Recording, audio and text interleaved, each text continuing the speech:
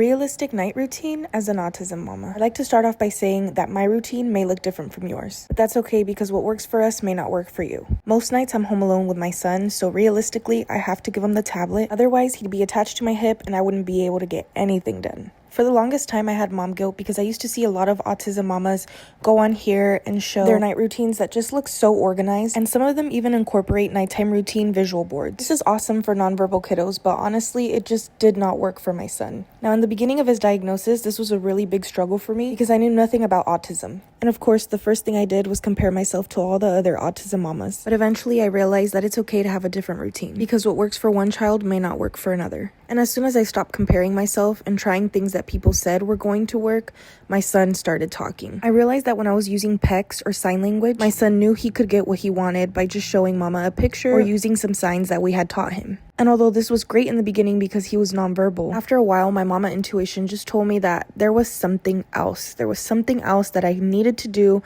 or that I could do to just help him. So after doing my own research and looking at the speech therapy sessions, I started focusing and working on eye contact. Because I realized that when he wasn't looking at me or he was zoned out, he wasn't really understanding what mommy was saying. Of course, everything takes time. And after many therapy sessions and lots of patience, my baby had finally started speaking. Now, I'm not saying that we don't use any visual boards at all.